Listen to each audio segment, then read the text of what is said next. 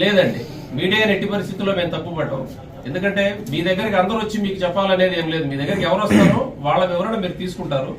తీసుకున్న తర్వాత దానికి సంబంధించి ఏదైనా మా డిపార్ట్మెంట్ కి సంబంధించి ఏదైనా ఆరోపణలు ఉంటే వివరణ తీసుకోమని మాత్రమే మేము కోరుతా ఉన్నాం.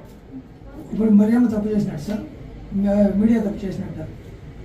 మీడియా తప్పు చేసింది, మరియమ్మ తప్పు చేసిందని మరియమ్మ మీద కేసు ఉందండి మా దగ్గర.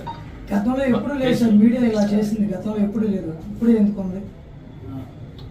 ఏ ఇన్సిడెంట్ కి ఆ ఇన్సిడెంట్ గురించి చెప్పగలుగుతాం కానీ మేము జనరలైజ్ చేసి నేను మాట్లాడలేను కదా, గతము ముందు అనే దానికి. గతంలో ఎప్పుడు లేదు సార్, మీడియా అనేది ఉంటుందండి. కొన్నిసార్లు వ్యక్తులు ప్రవర్తించే విధానాన్ని బట్టి కొంత కమ్యూనికేషన్ గ్యాప్ ఉంటాయి, కొన్నిసార్లు అపోహలు వస్తాయి. కాలక్రమేణా ఎవరు కరెక్ట్ కాదని చెక్ చేసుకోవటమే కదా మరి ఎవరు చేయాల్సిందే. ఎవరు వృత్తిలో మా దగ్గరకు వచ్చి కంప్లైంట్ ఇస్తారండి, మేము ఎఫ్ఐఆర్ రిజిస్టర్ చేస్తాం, ఆయన ఫిర్యాది, మేము ఇన్వెస్టిగేషన్ చేసిన తర్వాత కొన్నిసార్లు ఆ కేసు తప్పని తేలుతుంది, తప్పని తీసేస్తాం. రుజువైందని కోర్టులో ఛార్జ్ షీట్ వేస్తాం. అంతే తప్ప మా దగ్గరకు వచ్చిన ప్రతి ఒక్కళ్ళు కరెక్ట్ అని కాదు కదా. కాకపోతే మాకు న్యాయ విచారణ అది ప్రాసెస్. మిమ్మల్ని అప్పీల్ చేసేది కూడా ఏంటంటే మీ దగ్గరికి ఇప్పుడు కేసులో ప్రతి కేసులో కూడా ఎవరి మీద అయితే కేసు మోపబడిందో వాళ్ళందరూ వచ్చి నెగిటివ్ గా చెప్పారనుకోండి, దాన్ని ప్రొజెక్ట్ చేసినందువల్ల డిపార్ట్మెంట్ మీద ఉండేటువంటి నమ్మకం సన్నగిలేటువంటి అవకాశం ఉంది. అది కరెక్ట్ కాదు కాబట్టి. సార్ ఇంకొక చిన్న మాట ఏంటంటే, నిన్నటి వీడియోలో మీరు చెప్పారు ఏదో లో వాల్యూమ్ లో అది ఆగిపోయింది, కానీ మీరు అంటే మీరు కూడా వినుంటారు. ఆమె అక్కడ చెప్తుంది అంటే న్యాయం చేయాలి సార్ అంటే నేను న్యాయం చేయను, ఏం చేసుకుంటో చేసుకోపో అనే అంటే ఆ మాట ద్వారా ఎలా సార్? ఇప్పుడు ఒక మహిళతో మాట్లాడేటప్పుడు అది ఉండాలి కదా సార్. మామూలుగా ఇప్పుడు మన ఎస్పీ మేడం మహిళ, అలాగే మన హోమ్ మినిస్టర్ గారు మహిళ, ఇక్కడికి ఉండే సిట్టింగ్ ఎమ్మెల్యే గారు మహిళ, ఒక మహిళతో మాట్లాడేటప్పుడు కూడా ఏమంటారు సంబోధించడం కూడా కరెక్ట్ గా ఉండాలి కదా. దానిని ఎవరు మేము సమర్థించడం లేదు. దాని మీద ఆల్రెడీ మా డిపార్ట్మెంట్ లో ఎస్పీ మేడం గారు ఎంక్వైరీ ఆర్డర్ చేశారు, ఎంక్వైరీ జరుగుతూ ఉంది. వాటిలో మిగతా ఎంక్వైరీ ప్రాసెస్ అంతా అయిపోయిన తర్వాత మెరిట్స్ ని బట్టి యాక్షన్ తీసుకుంటారు. దాన్ని మేము కరెక్ట్ అని సమర్థించడానికి ఇక్కడ రాలా. అయితే మీరు చెప్పిన ఆ మీడియాలోనే ఆ మహిళని ఆ ఎస్ఐ గారు గదమాయించడానికంటే ముందే అమ్మా మేము విచారించి న్యాయమే చేస్తామనేటువంటి మాట ఉంది. మీరు మళ్ళీ వినొచ్చు, వినిపించమంటే కూడా నేను ఇప్పుడు వినిపిస్తాను. దీనిలో ఒకసారి వినిపించండి, ఎందుకంటే అదైతే లేదు. మీరు ఒకసారి వినిపించండి. ఒక సెకండ్ దయచేసి. మన శ్రీను పెట్టిందే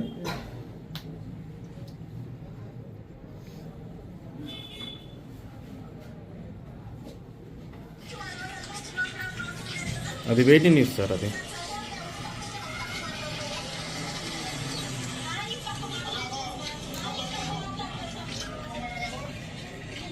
అక్కడక్కడ న్యాయం చేస్తాను చెప్పలేదు సార్.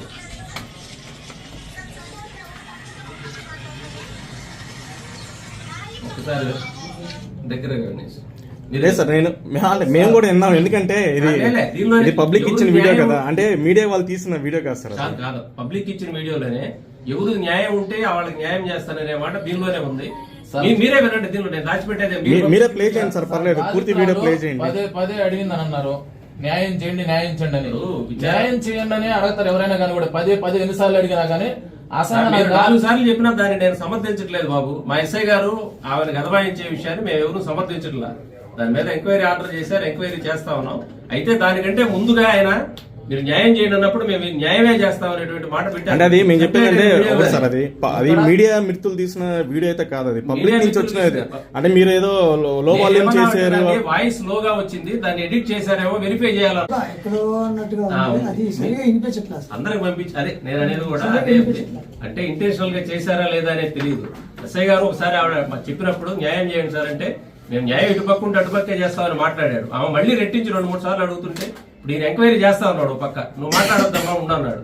ఆ విధంగా పబ్లిక్ గదమాయించి మాట్లాడటం మహిళల పట్ల కరెక్ట్ కాదు. అయితే దాని గురించి నేనేమి అది అన్డౌటెడ్లీ అంటే ఫ్రెండ్లీ పోలీసింగ్ అని చెప్పి ఎస్పీ గారు చెప్పారు కదా సార్. ఇది ఫ్రెండ్లీ పోలీసింగ్ కి కరెక్ట్ గా లేదనేది ఏమన్నా రాసింది కూడా, అంటే మీడియా మిత్రులు ఎవరైతే రాశారో కూడా ఇది ఫ్రెండ్లీ పోలీసింగ్ కి అసలు మహిళతోనే ఇట్లా బిహేవ్ చేస్తున్న ఎస్ఐ మీద ఎట్లాగనేది దాని మీద ఆల్రెడీ ఎంక్వైరీ జరుగుతూ ఉందండి. ఎస్ఐ గారి మీద కూడా విచారణ చేయమని చెప్పారు. ఎంక్వైరీ జరుగుతూ ఉంది. ఎంక్వైరీ అయిపోయిన తర్వాత అది అవుట్కమ్ ఏంటనేది మళ్ళీ మీడియాకి చెప్తాం కదా, ఖచ్చితంగా డిపార్ట్మెంట్ లో ఏం జరిగింది అనేది చెప్తాం. సార్ లో వాయిస్ లో వచ్చింది కదా, పర్టికులర్ గా మాట్లాడుతుండేది. అక్కడ ఎక్కడ కూడా రెస్పెక్ట్ అనేది ఒక మహిళకి ఇవ్వలేదు. ఇప్పుడు మహిళ మీద ఇవ్వలేదన్నా కదా సార్ అదే న్యూస్ రాసింది. ఇప్పుడు అక్కడ దౌర్జన్యంగా మాట్లాడతాడు, నువ్వేం చేస్తావు అనేది. ఆ వెర్షన్ ని మేము ఎప్పుడు కూడా దాన్ని సమర్థించలేదు, అది కరెక్ట్ అని చెప్పలేదు. దాని మీద ఎంక్వైరీ అసలు పోలీస్ స్టేషన్ గానీ పోలీసులకు గానీ ఎందుకు చెప్పుకుంటారు? సమస్య పరిష్కరించుకోవాలని చెప్తారు సార్. ఎవరిని అంటే ఇప్పుడు ఒక కేసు రిపోర్ట్ అయింది, విచారణలో భాగంగా ఎస్ఐ గారు అక్కడికి వెళ్ళారు, వాళ్ళ వెర్షన్ విన్నాడు. ఇప్పుడు ఆ వీడియోలో ఉండేటువంటి మహిళ, ఆ కేసులో ఆరోపించబడినటువంటి వ్యక్తి అక్యూజ్డ్, వేరే వాళ్ళు కూడా విచారించి మాట్లాడుతూ ఉన్నప్పుడు పదే అంతరాయం కలిగించేటప్పుడు అతను కోపడ్డాడు. అది కరెక్ట్ గా ఎస్ఐ పార్ట్ లో, బట్ అది సిచ్యువేషన్ ఎంక్వైరీ చేస్తా ఉన్నాడు కదా సీల్ మిగతా అవి కూడా ఉన్నాయి. అంతరాయం కలిగించేంత ఇదిగైతే వినిపించని కూడా వినిపించలేదు. అన్ని మీరే జడ్జిమెంట్ చెప్పేస్తామంటే మేమేం మాట్లాడతాం? అంతరాయం గురించి వినిపించలేదని ఇప్పుడు మా దగ్గర ఫిర్యాదు ఉన్నది నిజం కాదా? ఎస్ఐ గారు ఎంక్వైరీ పోయింది నిజం కాదా? చుట్టుపక్కల జనాలందరూ లేరా? ఇంకా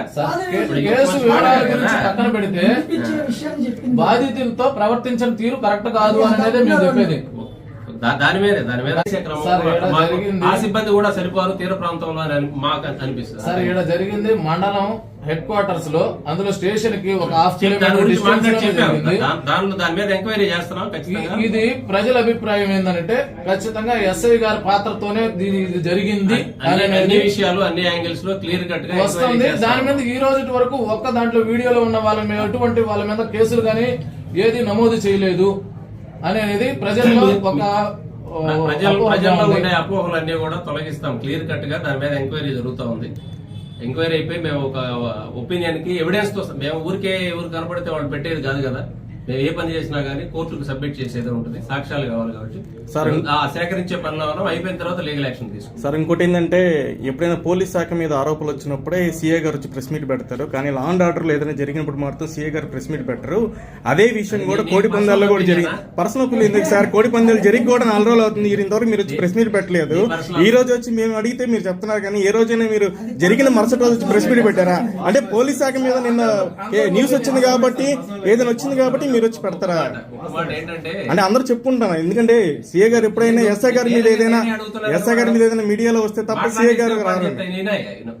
ఇప్పుడు ప్రజలు అనుకుంటున్నారని అనవసరం లేదు. ప్రజల్లో నువ్వు కూడా ఒకటే, నా అభిప్రాయం ఇట్లా ఉంది సార్ అంటే కూడా నేను ఆన్సర్ చెప్తాను. నా బాధ్యత నా మీద ఉంది. ఏంటంటే ఈ పోలీస్ స్టేషన్ కి సంబంధించి ఇమీడియట్ సూపర్వైజింగ్ ఆఫీసర్ నేను కాబట్టి, ఇక్కడ పోలీసు వ్యవహారానికి సంబంధించి ఏదో వచ్చినప్పుడు వివరణ ఇవ్వాల్సిన అవసరం నా మీద ఉంది. ఇప్పుడు మీకు తెలియదు ఇంటర్నల్ గా, ఇప్పుడు ప్రతిరోజు ఈ స్టేషన్ లో ఏం జరుగుతుందనే క్రైమ్ వివరాలు మా దగ్గరకు వస్తాయి. ఇక్కడ ఏం జరిగిందనేది మేము మా సోర్సెస్ ద్వారా తెప్పించుకుంటా ఉంటాం. దాని మీద ఇంటర్నల్ గా వాళ్ళకి మెమోలు ఇష్యూ చేస్తూ ఉంటాం, ఎంక్వైరీ చేస్తాం, కేసులు పెట్టిస్తాం, అన్నీ తెలుస్తాం. అన్ని మీడియాకి చెప్పాం కదా.